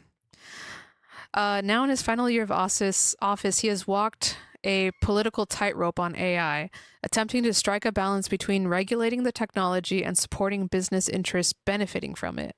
For example, a 2023 executive order that influences how the state treats generative AI both implores state agencies to take steps to protecting against potential harms and find opportunities to use the technology. A Frontier AI working group formed at Newsom's behest last year introduced recommendations for how to strike a balance between guardrails and protect people and innovations that benefit business interest. In his final State of the State address last month, he said no technology holds more promise and more peril to jobs, to our economy, to our way of life than artificial intelligence. Amen. That's right. We saw that shit live, didn't we? Deviate said, you should also watch Not Just Bikes. I love Not Just Bikes. Such a good channel. Such a good channel. AI backers are moving quickly to push politicians onto the side of the line. Money spent by companies to lobby the governor is not specified in state records, but tech companies are spending more on lobbying in Sacramento.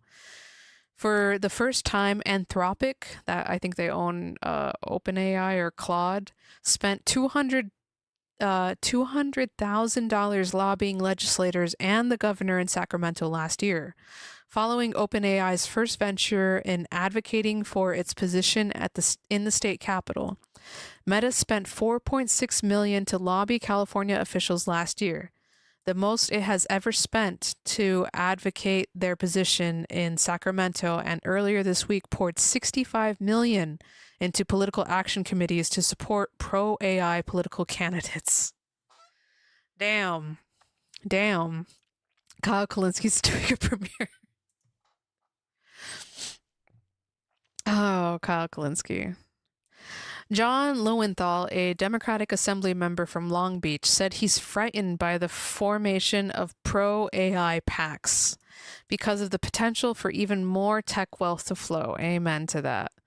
The alarm bell should be on for all of us because we have 1, 2-3 years before this money gets deeply entrenched with the current crop of elected officials that it could be devastating to an entire generation, he said. Oof, that's so true. So true.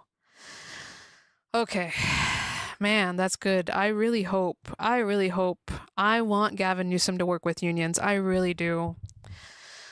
Yeah, not just spikes really woke me up to the horrible roads and city planning. Yeah, the horrible roads, these things called stroads, which are street roads. It's crazy. All right.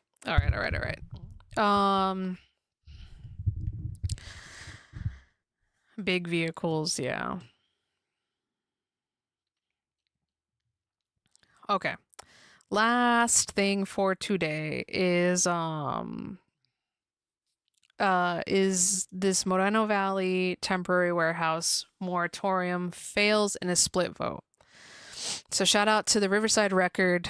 I love all of their journalism, their reporting. I think it's just literally Alicia Ramirez. Here we are at Moreno Valley City Hall again. The Moreno Valley City Council Tuesday, this was published February 4th, failed to adopt a 45-day moratorium on the establishment, expansion, or modification of any logistic-type warehouse. In a split vote with Mayor Ulysses Cabrera and Mayor Pro Tem Erlen Gonzalez voted against it. At this time, I don't support a moratorium, and I do look forward to having some more extensive conversations about the future of economic development to make sure that we continue bringing in the right businesses to the city, as opposed to just settling for distribution centers with temporary jobs, Cabrera said February 3rd.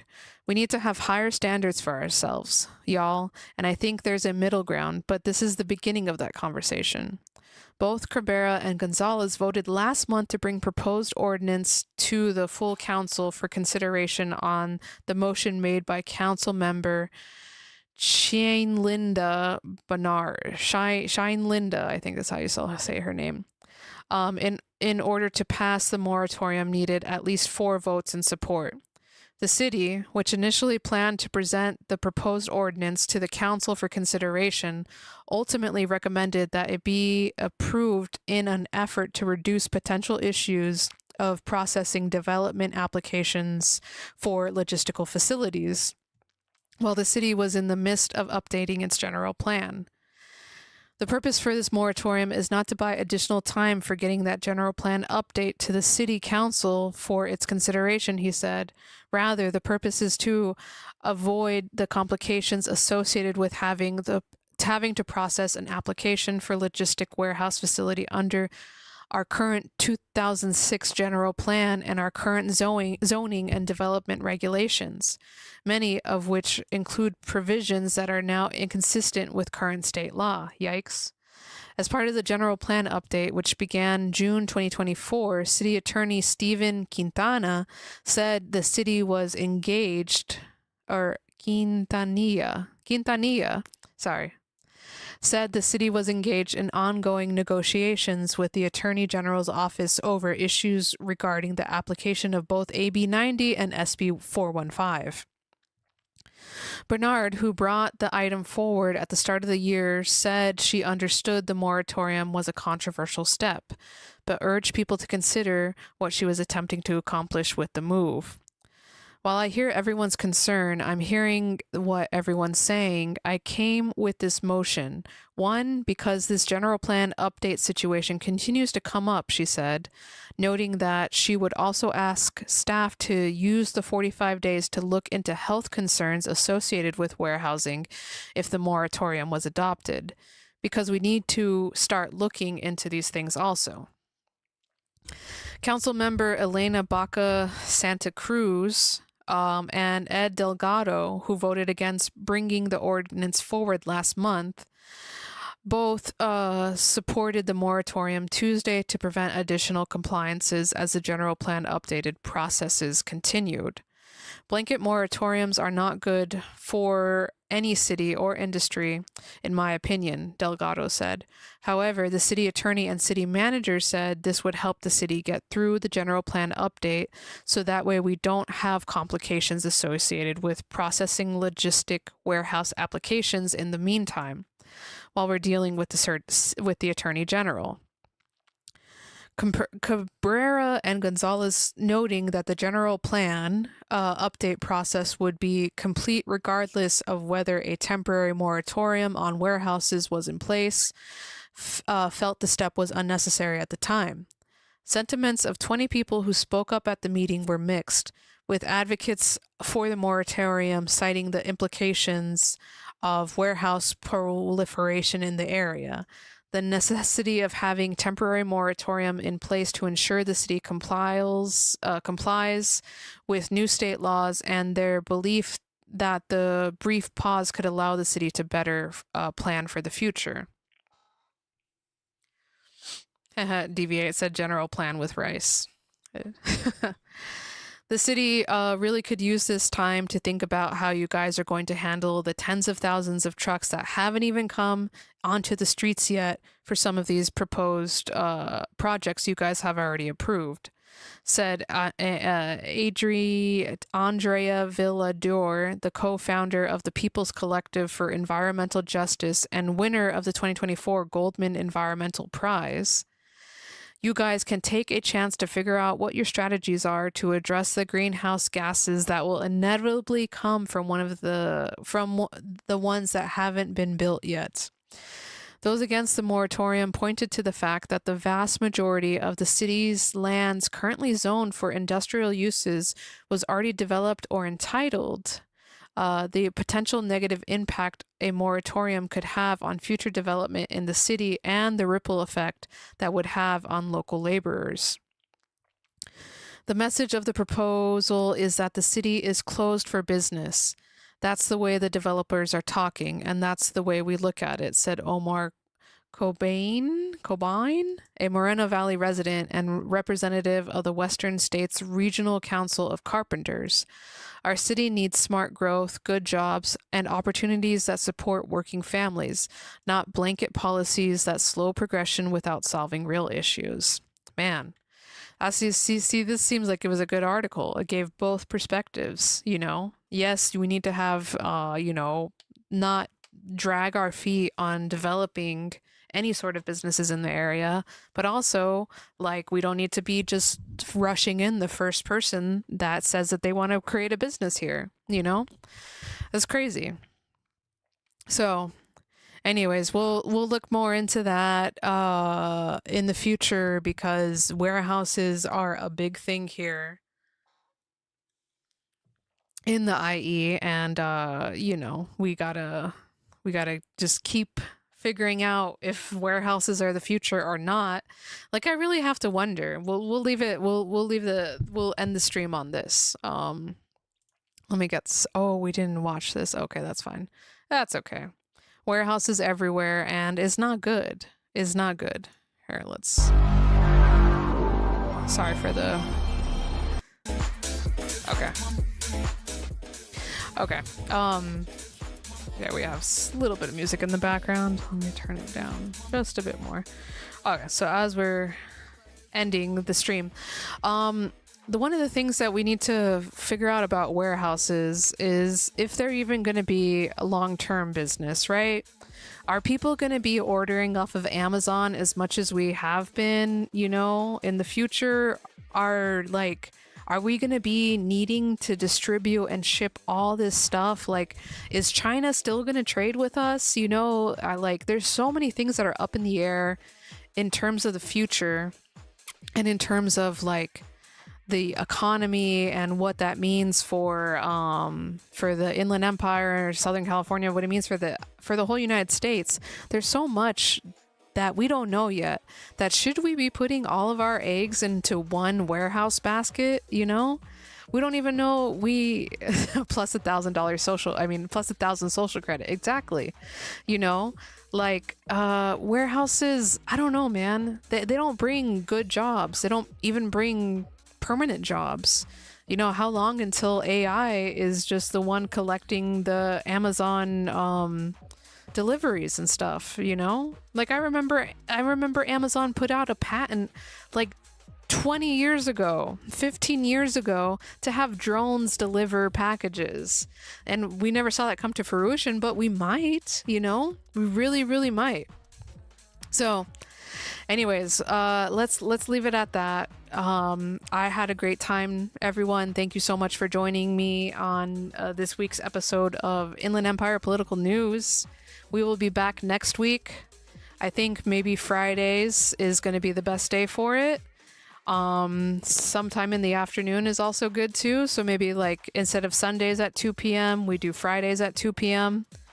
Unfortunately, just streaming on the weekends is not very good. There's just too many people at home using the internet, and I want to have nice crispy stream.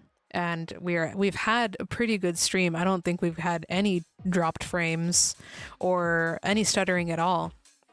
So Deviate said, how about no one works Social Security for all? Yes, that would be great. We just need what is it called? Where you get free money. Universal basic income. There we go. But yeah, anyways, I hope everyone has a good rest of your night. Peace out. Like I said, I'll be back next week, Friday. I'll try to stream more regularly throughout the rest of the week because I don't want to just only talk about Inland Empire. Thank you for joining me, Deviate. I have a special announcement before everyone leaves.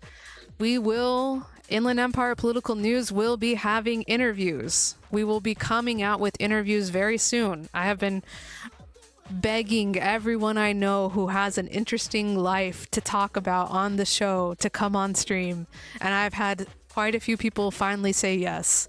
So be on the lookout for interviews. We're going to tap into the community and just learn more. All right. So everyone have a good night. Thank you for joining me. My name's Angelina Tucci. Have a good one. We'll be back later.